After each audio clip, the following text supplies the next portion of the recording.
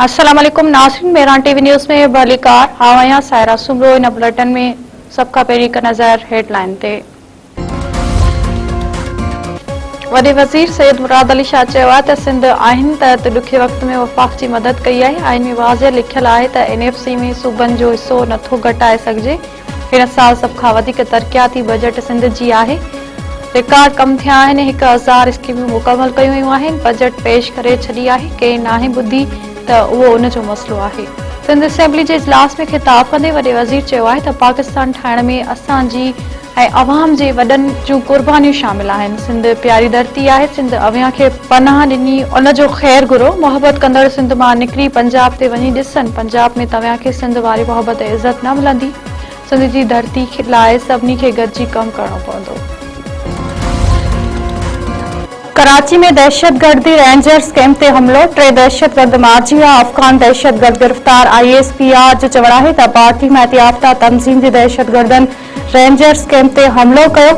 मुख्य गेट ते धमाके बैदि अंदर दाख़िल थियण जी कोशिश कई। सिक्योरिटी फोर्सेस जी बरवक़्त जवाबी कार्रवाई में 3 दहशतगर्दी मारिजी विया। हिकु ज़ख़्मी अफगान दहशतगर्दनि खे गिरफ़्तार कयो वियो।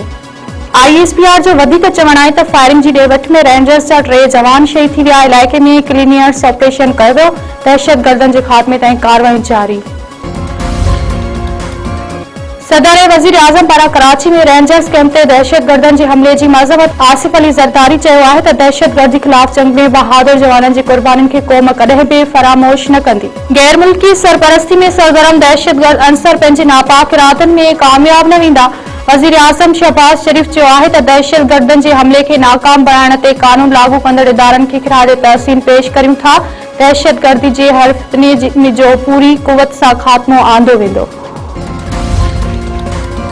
फील्ड मार्शल पारां हमले में शहीद जवाननि खे खिराज अक़ीदत पेश। वाटसन सां ताज़ियत जो इज़हार। सैयद आसिम मुनीर चयो आहे त क़ौम जी हिफ़ाज़त में क़ुर्बानियूं असांजे अज़म खे वधीक मज़बूत बणाइनि थियूं।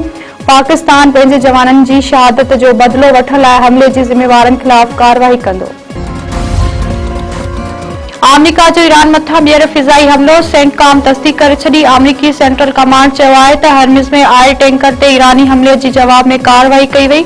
ईरानी फ़ौज जी निगरानी ऐं मवासलाती निज़ाम खे निशानो बणायो वियो। अमेरिकी सेंटकॉम जो वधीक चवणु आहे त ईरान जे फ़िज़ाई दिफ़ाई हथफनि ऐं ड्रोन जे ज़ख़ीरे वारनि हंधनि ते हमलो कयो वियो।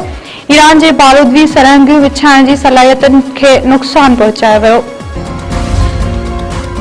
ईरान जे खिते में अमेरिकी अॾनि मथां जवाबी हमला। कवैत ऐं बहरीन में अमेरिकी अॾनि खे मीज़ाइल ऐं ड्रोन ज़रिए निशानो बणायो वियो। कवैत पारां ईरान जा मीज़ाइल ऐं ड्रोन हमला नाकाम बणाइण जी दावा। पाकिस्तान इनक़लाब चयो आहे त ईरान पारां अमेरिकी हमलनि जे जवाब में हमला कया विया। अमेरिकी हमला जंगबंदी जी भंजकड़ी ऐं मुफ़ाहतमी यादाश्त जे ख़िलाफ़ आहिनि।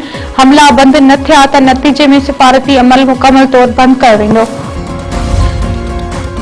अमेरिकी सदर डोनाल्ड ट्रंप चयो आहे त तेहरान सबक़ न सिखियो त इस्लामी जमहूरिया ईरान जो वजूद ख़तम थी वेंदो। ज़रूरत पई त फ़ौजी ताक़त सां कार्रवाई मुकमल कई वेंदी। पंहिंजे बयान में डोनाल्ड ट्रंप चयो आहे त मुआहिदनि जी भंजकड़ी ते ईरान खे निशानो बणायो वियो।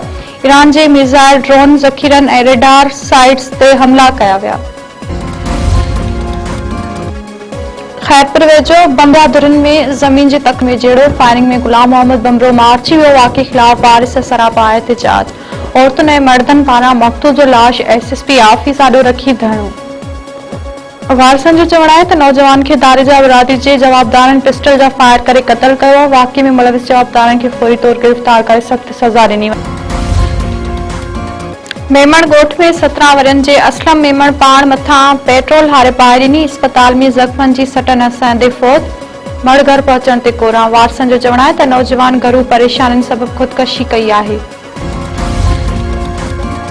वर्षर जी नारी खे मुबैना तौर अगवा करे ज़बरदस्ती निकाह, तशद्दुद वार, कूड़ी तज़लील। ॻोठ अचो चाड़ो जी रहवासन शाज़िया चाड़ो वझ वठी माइटनि वटि पहुती। माउ पीउ ऐं ॿियनि भातियुनि सां गॾु एहतिजाज। मुतासिर नारी शाज़िया चाड़ो चयो आहे त अगवा करे साणस ज़बरदस्ती निकाह कयो।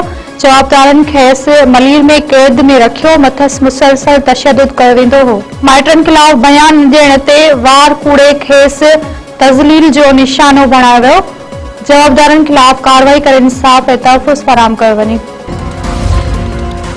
बिरिया रोड में बर्फ के कारखाने ते हथियारबंदन जी कहा लखे रुपयनि जी फुरलुट गाड़ी खाते में बर्फ के कारखाने ते 9 खां वधीक हथियारबंदन कहा करे ॾिनी। हथियारबंदन कारखाने मुलाज़िमनि खे माल बणाए 12 लाख रुपया फुर करण बद आसानी सां फरार। पुलिस जो चवणु आहे त वारदात जी मुख़्तलिफ़ रुखनि खां जांच कई पई वञे। ॾोहारनि खे जल्द